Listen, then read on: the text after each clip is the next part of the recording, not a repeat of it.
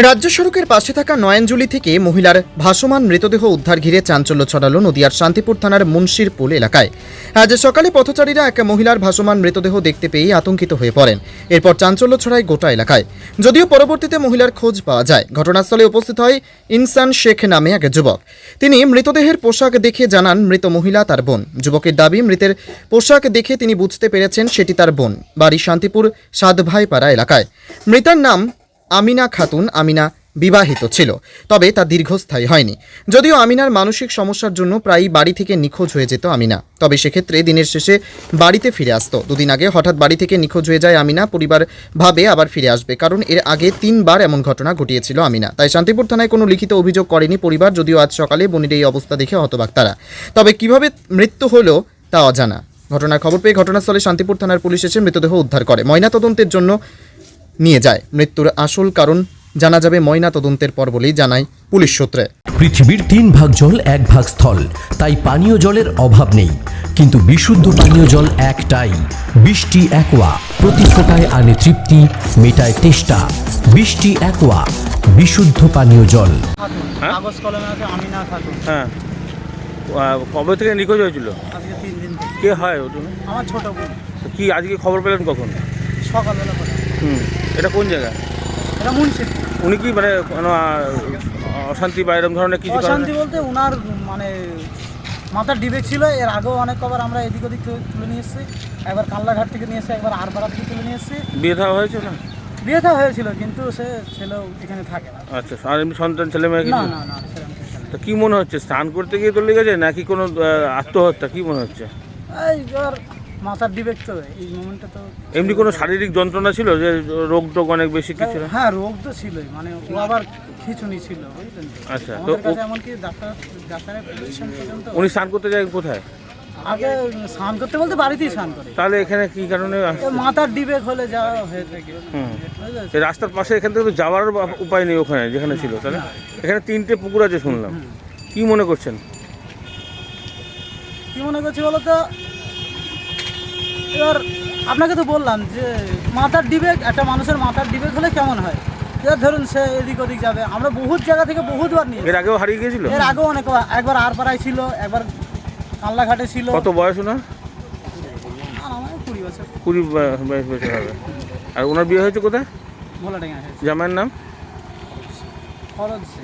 আচ্ছা, কিন্তু ওনার সে জামাই এখানে। আচ্ছা, যাই হোক। আর ওনার নাম? আমিনা খাতুন। আর আব্বার নাম, মানে আপনার? আমার আব্বার নাম নবাব শেখ। আর আপনার? আলিহিম শেখ। কোথায় বাড়ি? সাতভাইপাড়া। এরকম খুঁজে পাচ্ছি। হ্যাঁ হ্যাঁ, আমার ছোট বোন কি নাম তার?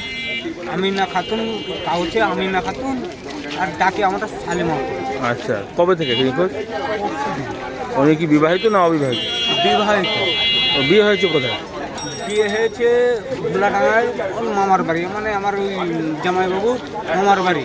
এবারে এখানে থাকে না, কিছুদিন ঘর জামাই থাকতো, থেকে চলে গিয়েছে। জামাইয়ের নাম কি? আমার বোনের নাম ফরজ। হ্যাঁ, ফরজ। খরচ কি? শেখ। কোথায় বাড়ি? ভোলাডাঙ্গায় মামার বাড়ি। বোনের বিয়ে দিয়েছিলেন না ওরাই বিয়ে করেছিল? মানে পাড়ার লোক, হুজুরের পাড়ার লোক, কিছু লোক ওকে দেখে বিয়ে দিয়ে দিয়েছে, মামারা দিইনি। আচ্ছা, তো ওদের বাড়ির সঙ্গে কোনো অশান্তি হচ্ছিল বা তোমাদের বাড়ির সঙ্গে? তাহলে কি কারণে ওর নিখোঁজ থাকার কারণ কি? নিখোঁজ বলতে মাথায় ডিবেক আছে। আচ্ছা, তো ইয়ে করেছো, থানায় মিসিং ডায়েরি করেছিলে? মিসিং ডায়েরি করিনি, এই নিয়ে 3 বার আজকে হারিয়ে গেছিল, একদিন পর পর আসে। তা এখন এই যে ভাসমান বডিটা, এটা দেখেছো? তোমার বোনই কনফার্ম করেছো? আমি এখনো মানে যে পোশাক পরেছিল ওটা দেখে, এবার মুখ তো দেখার সম্ভাবনা নাই। কি পোশাক পরেছিল? ওই লাল রঙের ছাপা ছাপা জামা গায়ে দিয়েছে। আচ্ছা, কি নাম? তোমার নাম কি? আমার নাম ইনসান শেখ। আব্বার নাম কি? নবাব শেখ। আর এই বোনের নাম? ওই তো বললাম, ওনার ওই আমিনা সাপ খাতুন, তোমার ওই ডাকে সালিমা করে। কোথায় বাড়ি বললে? সাতভাইপাড়া। মা Manusha builders, MMB distributor, Nadia জেলার সব থেকে বড় বিল্ডার্স। মা মনুষা বিল্ডার্স রড ও সিমেন্টের পাইকারি ও খুচরো বিক্রেতা। আমাদের ঠিকানা পদ্মবিলা ঠাকুরবাড়ি, চাকদা, নদিয়া। নদিয়ার সব থেকে বড় English medium school JRS public school প্রায় 35 বিঘা জমির ওপর গড়ে উঠেছে বিশাল ক্যাম্পাস। নার্সারি থেকে শুরু করে উচ্চ মাধ্যমিক, ITI college, law college, BEd college, ভর্তি চলছে জেআরএস পাবলিক। ব্যালকনি বা সিঁড়ির রেলিং, মডিউলার কিচেন বা ড্রয়িং রুম, এক কথায় আপনার স্বপ্নের বাড়িকে করে তুলুন আরো সুন্দর। Chakdah ply centre, gorgeous look বা কোয়ালিটি সবে 3 number 1 Chakdah ply centre. Chakdah ply centre, KBM, Chakdah, Nadia. কোথায় ইনভেস্ট করবেন, কেন করবেন বুঝতে পারছেন না তো?